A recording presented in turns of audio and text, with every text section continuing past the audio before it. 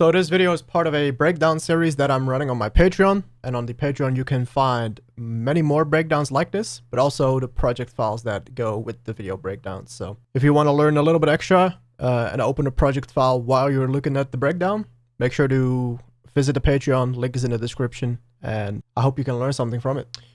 Yo, what's up?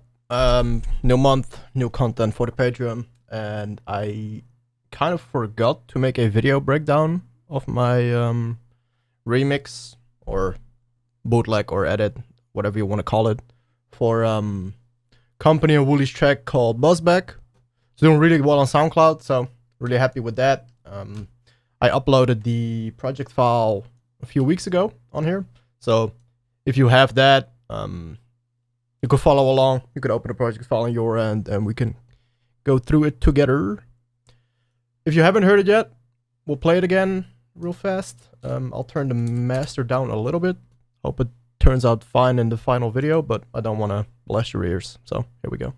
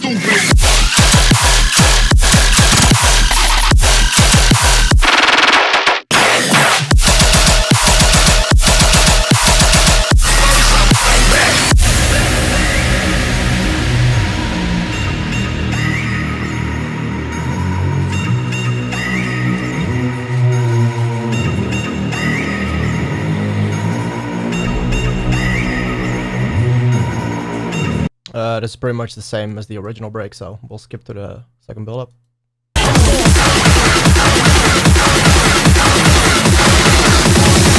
first, I bust back.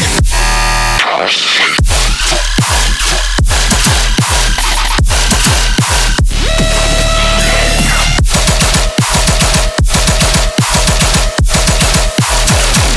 Wow, stupid.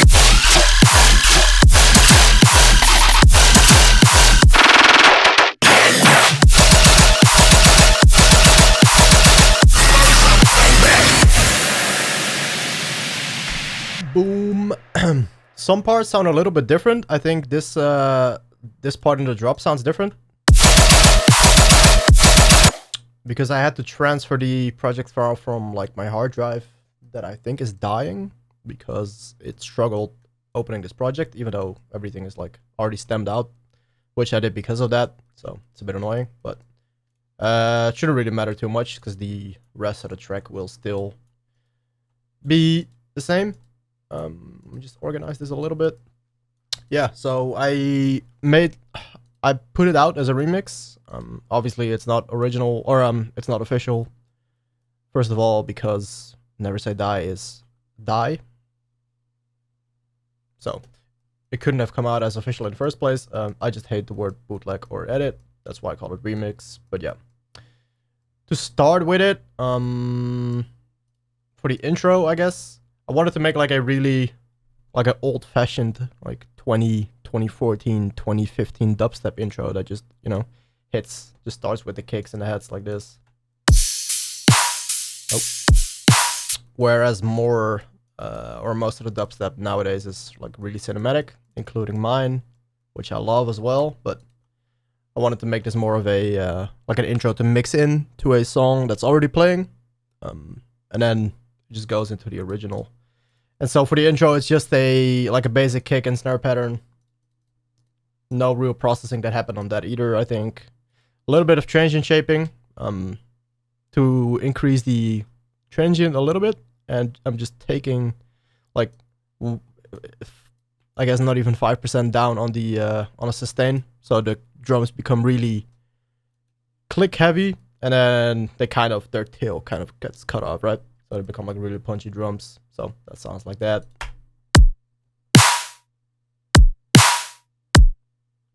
Really nice pan snare, really like tear out inspired. Been using the snare a lot. I think it's a Nesco snare. I can't look into the old project because I stemmed everything out, but I'm pretty sure it's a Nesco snare, so from one of his sample packs. For the hi-hats, nothing crazy. All we have going on there is a low cut for the hi-hats, and the hi-hats are straight. I guess they are, yeah. Nowadays, I sidechain my hi-hats like the slightest bit. Oh, that's what I've done here. Very nice. I sidechain them really short. It's just like the extreme short preset, just to take the actual transient out of the sidechain. And then I sidechain them to the kick and the snare. So the only transients that ever play, no matter where in track, because everything is sidechained, right? It's just the kick or the snare. So you're not gonna run into any like weird transients that are fighting each other or that are like coming through in the mix. Just makes it a lot easier for you to mix the actual track down. As always, I'm a big fan of like these transitionals samples like this. And that together with the effects, which look like this, pretty much means that there is always something playing in the track. So if we just pick the effects and the hi-hats, it sounds like this. I like pay attention to how throughout the entire track, there's always something that's playing.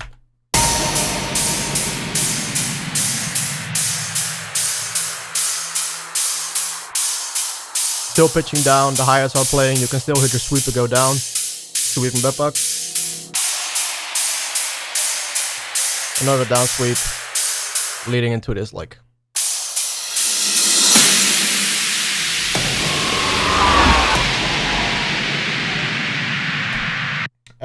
That really helps you just to tie everything together, because that can sometimes be a bit annoying. So to make your transitions a lot easier, just like use a bunch of like impacts, a bunch of up sweeps and down sweeps, and just connect them. Like make sure that no matter where you are in the song, there's always something going on, like something flowing into a next section. Like we have 8 bars here, and then this sample is leading up to the next 8 bars or beats. Bars, beats, whatever. I think it's bars, 8 bars. Yeah, that's that. So this intro flows into pretty much the original track. I don't think I did anything there. Well, yeah, no, just the effects. So we get to this part.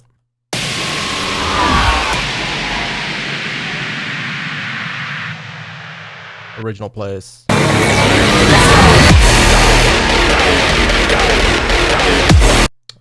The original already has like a really unique break, and it's also a song that like can't use too much stuff on top.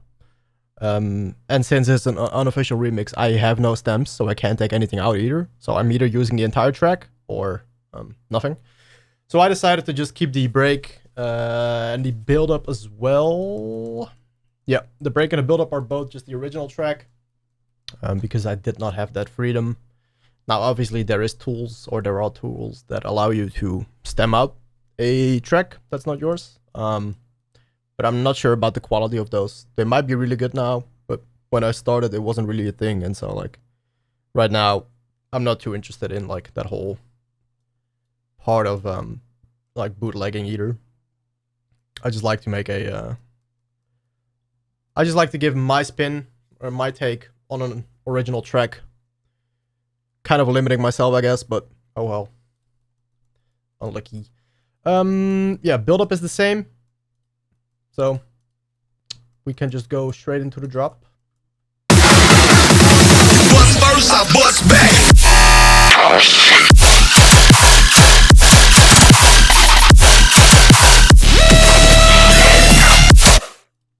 And so for that, we have a bunch of sounds going on. I introduced my own drums, my own hi-hats, and the thing about these drums here is that I kind of match them with the fake out / downbeats that are happening in the original track, which I have here. So obviously Buzzback has like a really iconic downbeat / fake out. We all know this sound. So I kept that in. Oh, let me unsolo. And then we have this vocal sample down up here. Yeah, I think I just put it in the bass group with this vocal sample. And I kept it pretty much the same as it is. I just have a vocoder layer. That's not even doing anything. That's cool. And I really distorted, like, I think that I made this with vocal synth. Say Isotope plugin. I just picked like a preset under the, like, there's presets in tabs, and I think it's a preset in the monstrous tab that just makes it like really distorted and like really gnarly, like. So it's like I keep the downbeat, but then I kind of like give my take on the vocal, right? So we have this sound.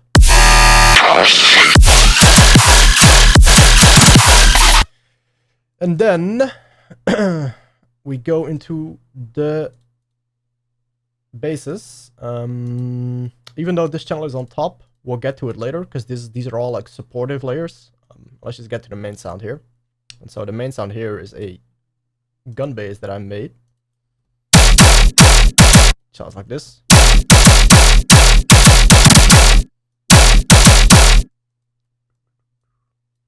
And that is the result of this like little sound design part at the end. Looking back at it, I hope everyone saw this, that you could actually go into the basses. I'm not sure if that was too obvious, but I guess that's what this video could be for. Let's say a few sounds layered.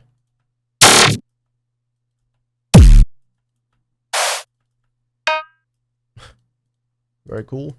So the main sound is just like this really like dispersory type sound, right? There's nothing special to it, really. Like, there's not a real big transient in it yet. It doesn't really sound like a gun bass, but it has that texture.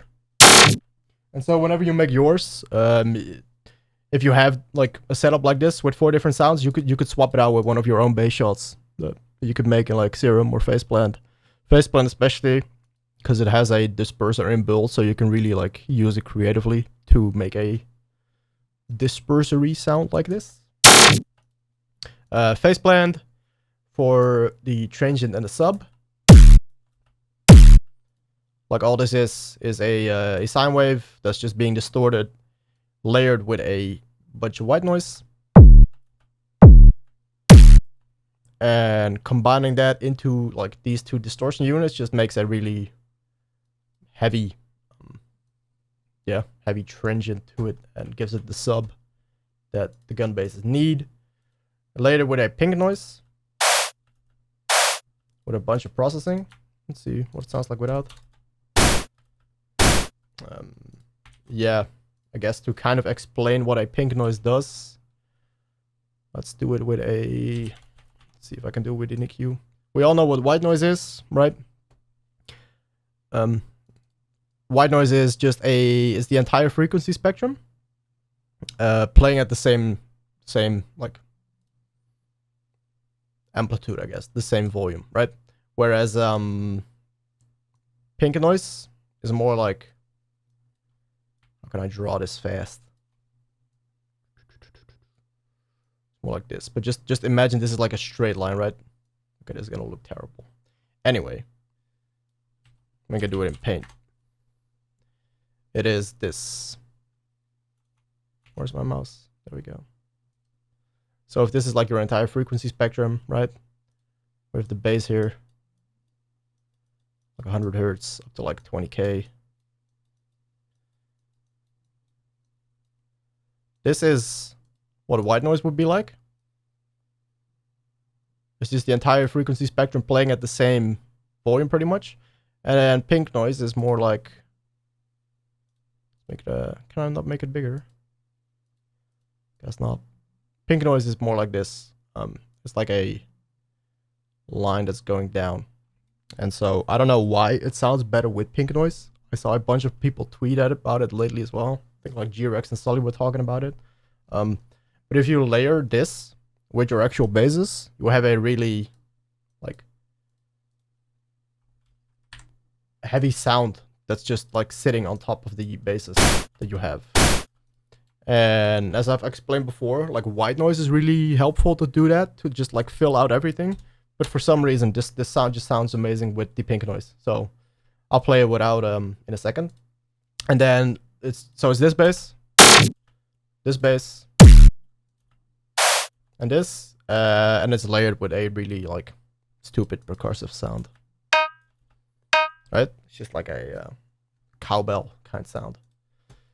But the thing about this is that it's really important to line up everything. It is to line up the transient at the right time and to kind of like play around with the position of these samples to really make sure that they are sitting in the right like spot, and to make sure that they end up having that big transient that like those machine gun basses need. Because if we would line everything up like a normal bass, pretty much, it would sound like this versus this. The reason why these basses work so well is because the sub bass comes in like the slightest bit after the actual start of the sound. It's pretty interesting, but definitely recommend to give that a try. It just sounds really like too perfect, I'd say. So that is how we end up with this bass, the main gun bass. And as all of the actual drop, like the motive of the actual drop is just this piece of audio. I resampled it into this sound, and I did a bit of processing on it. Nothing crazy. There's a delay, and this is very important because just like how the bass itself is made with like the slightest bit of delay, like at the transient. If you make a drop like similar to this idea, like a Terra drop with these kind of basses, if you don't have a delay, it sounds really stupid. Like let's listen to it without the delay. So let's actually do it on the first drop because it's a bit heavier.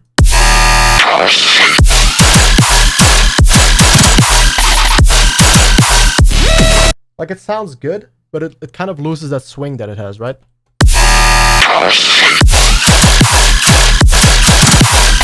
This hits harder, for sure. And so inside Ableton, there's two ways of doing this. I think you need like the most expensive version of it because it comes with the all the Max for Live plugins. There's this thing called Align Delay, and all this does is if you click this button, it links it. It links the left and the right channel, and if you drag it up, it just basically creates a delay at the start of the sample. So at the maximum, it sounds like this.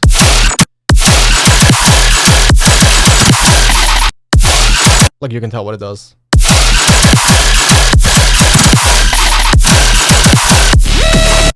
And so for this sound, I picked a timing of 56 milliseconds, which is pretty long.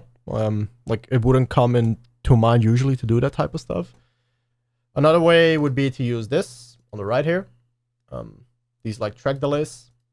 So you could also do the same thing here. You could just type like 56 here, turn this off, and this would do the same thing. And to open that section, like this bar of Ableton, you just have to press the like the D on the right here. It stands for delay. Contrary to popular belief, what D actually means, but gun bass layered with this like percussive bass, which is also made in phase plant, and this is like a ivory sound that I just gave a really fast attack, like a really short release. Nothing crazy there. Bit of distortion, running it into a converter to give it some stereo. Gave it the same delay as the gun bass, obviously, because I want to match those two sounds. I want to make sure the transients hit at the same time. With an EQ, cut out the lows, and a stereo imager to give it stereo. Crazy concept. And just a limiter, just to make sure that it's like really loud at the transient and then kind of dies out, just to make a really plucky sound. And that is it for the gun bass. So those two basses together sound like that. Like you can hear the high end on top of it, right?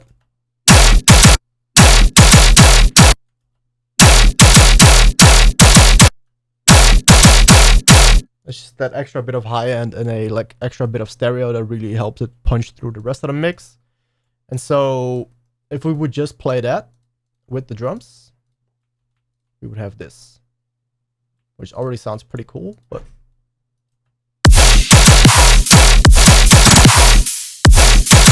obviously it's missing a lot, right? And so to layer it, it's just a bunch of really simple bass shots that are playing a 4x4 rhythm.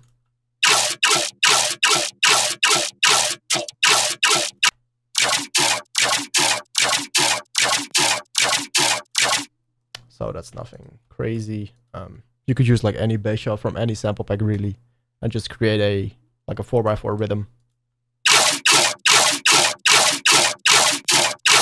That shouldn't be too hard. And again, if you already have downloaded the project, you can just go in and see if you can find songs or samples that sound similar to that.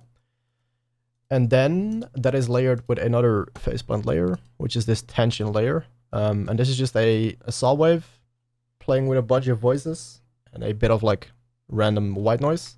So that sounds like this. Just to fill out the background again. If you're familiar with my stuff, you know I like to like layer weird noises in like that. So we have this playing. And you can hear like this tension layer in the back, right?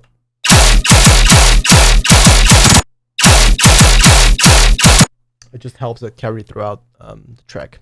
And it's kind of the same thing like as what I did for the effects in the intro and the break. It's just to always have something playing and always have like a sound carrying the rest of the drop forward. So those are the sounds for that part. There is a fill here, which is just a sample that is resampled in phase blend. So this is a company sample.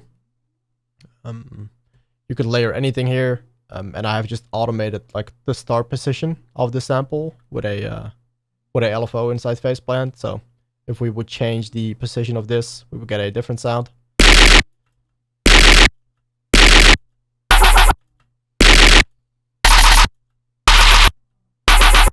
Very interesting way to make random fills. And also like have them alternate so they could sound unique and however you want them to sound like. So that is how I made that. Sub. Again, the sub is already, the bass is being cut out of the original and I just added in my own sub. It just gives it more control and you can go a bit crazy with the distortion. And so for this, like, let me see if I can scale it up. Oh, everything just scales up, I guess. It's not what I wanted, but this sample, this company sample is running into a distortion and OTT, and then the highs are cut out. And then it's brought back again with the sub in the final, like, lane 3. So the sub comes in clean and doesn't get too distorted. And then we could go into this high bass group, which is just a bunch of noise layers again, like background effects, like these synths and a chant.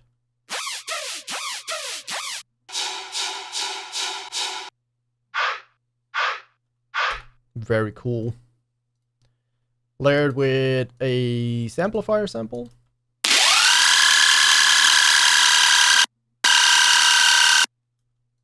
Which is sick. I think this is from his second splice pack with the Zypel, but I really recommend grabbing that because it's there's so many great samples in that. And I have used a frequency shifter, but that only gets like introduced here at the end to make it pitch down. That sounds like this.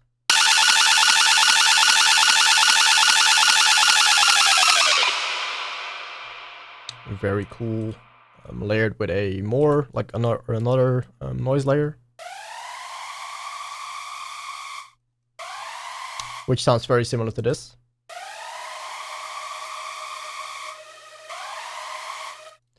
Again, just noise to carry the rest of the track, because on itself it doesn't sound like too interesting. But if we play the drop without these like layers, it sounds really bland. Like, let's listen to that.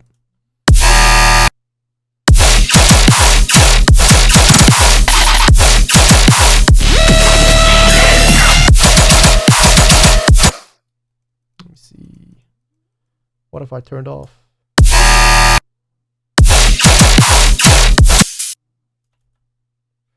Why isn't it playing audio?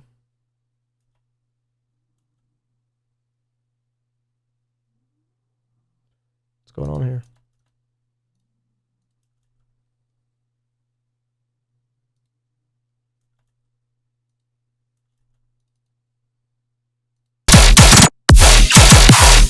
Let me see if I can fix that real quick.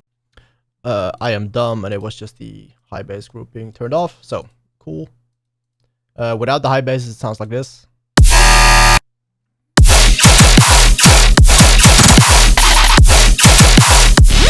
Very bland with the basses.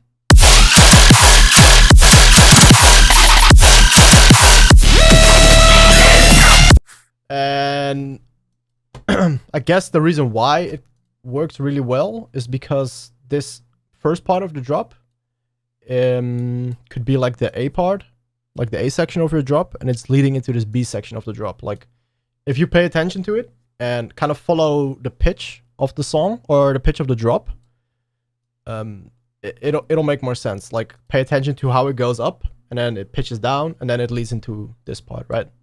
Like here.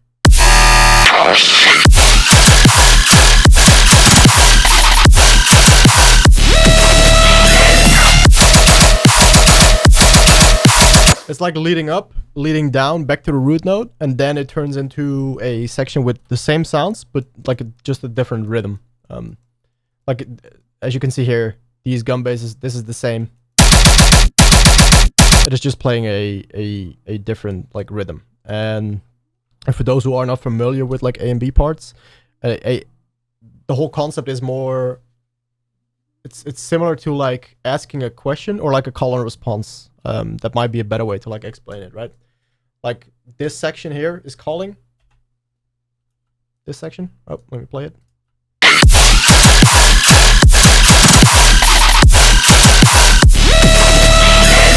And this would be like the B section, like the response. Like it's like this part of the song is responding to the first part.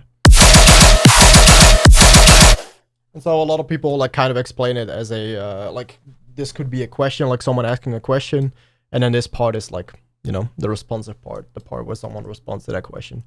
And that just really makes the drop memorable. And it's good for like songwriting in general. It's a good habit to have that. So we have all those basses running into more face plants. And this is nothing crazy either. This is a samplifier bass that is resampled with my own sub.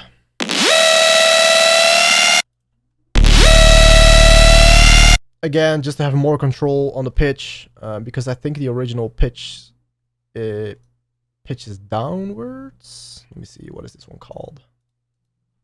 See if we can find it here. SPP. Bass shot screamer. It's not screamer. Scream.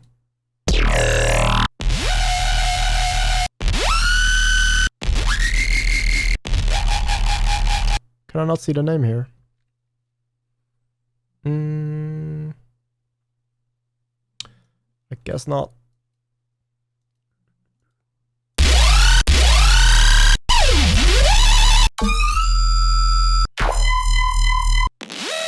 That's that one, yeah.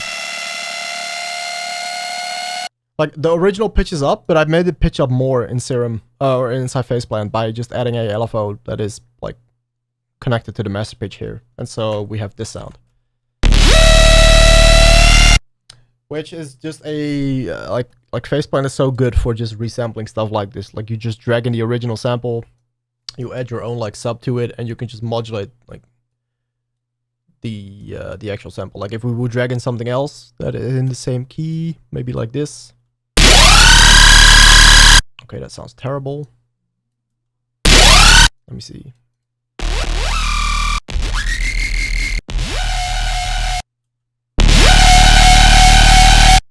Like that could work as well if we would use that instead. Like sound like this. Still sounds really cool. And it's the workflow this creates inside Faceplant is so nice because you can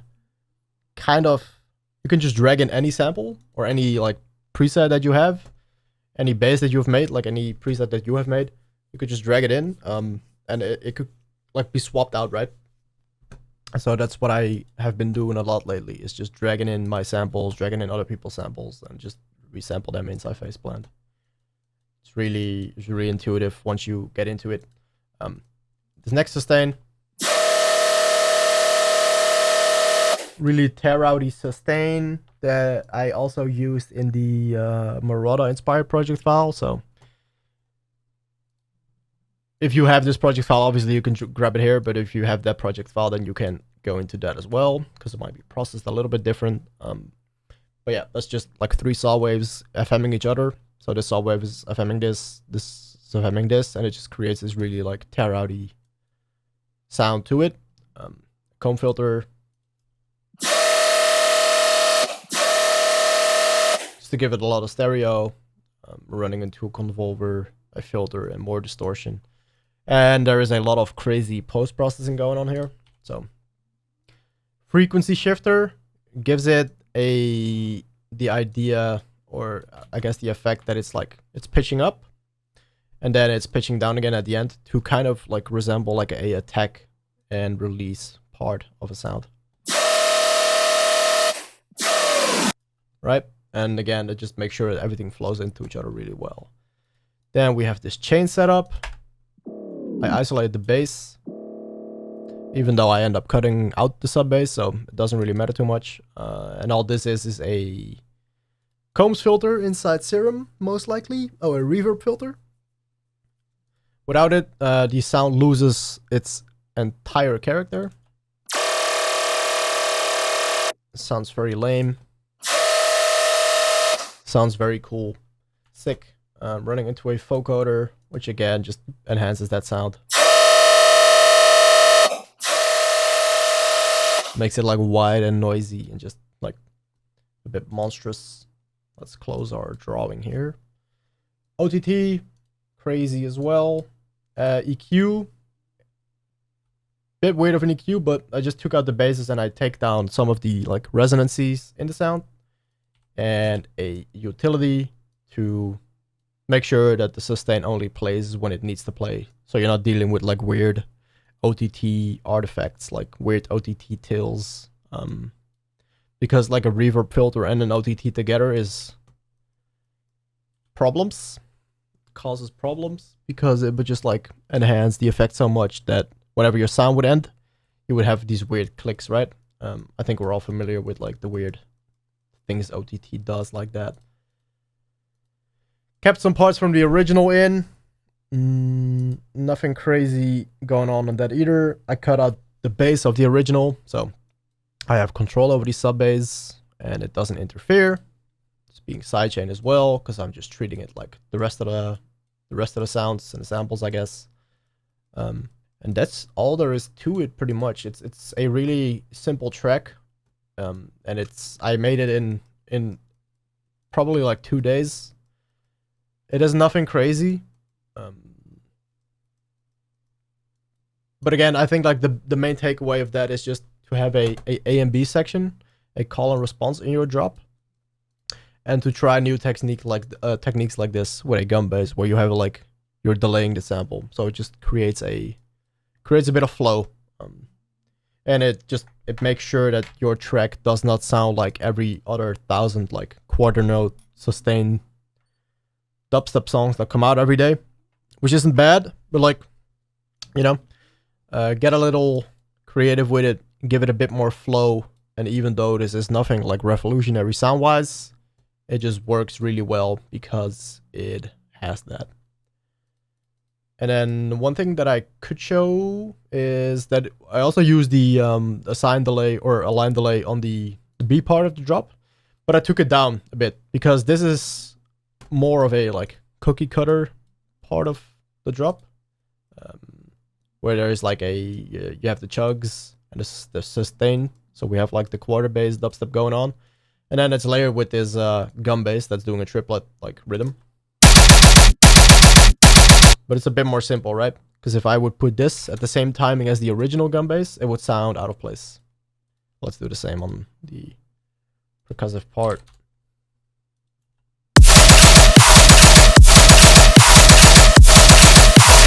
It could sound cool, but it's a bit too delayed for my opinion or for my taste, so I took it down. So it is a bit more on grid. Still not completely on grid because that would just sound boring.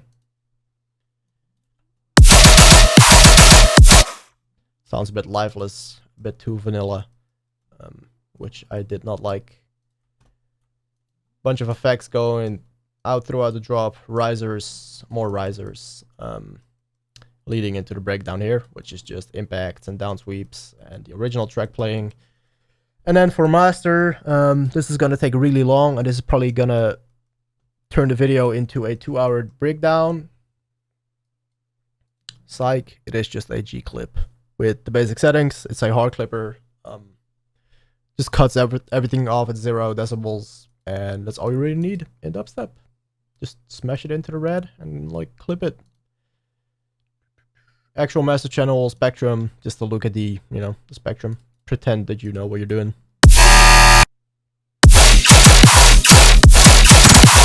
Actual good advice for the spectrum would be to make sure that your sub bass, or like the lowest harmonic of your sub bass, is sitting anywhere between like, I'd say like -3 and -6.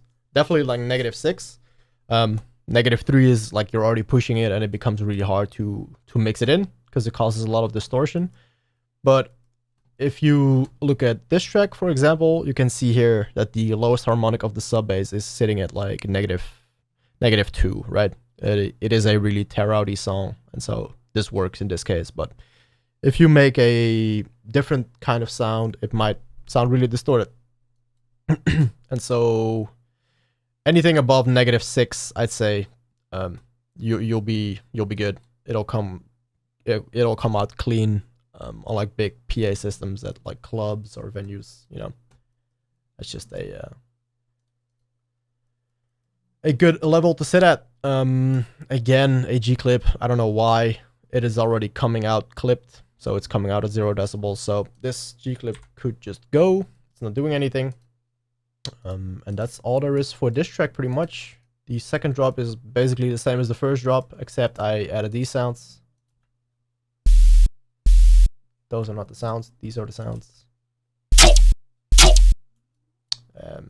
Nothing fancy. Just a little bit of a switch up of the first part, right? So hope that was useful. Again, this project file is available on the Patreon. If you haven't downloaded it already, I would just do it, kind of go through it, combine it with this video, and if you still have any questions about it, just let me know. Just DM me anywhere, ideally on Patreon, but you can also DM me on Twitter, on Instagram, as I don't have self-control for social media, so that's fine. But I hope you can learn something from it, and if you use any of the techniques, let me know. Can't wait to hear what you guys make with it. So enjoy.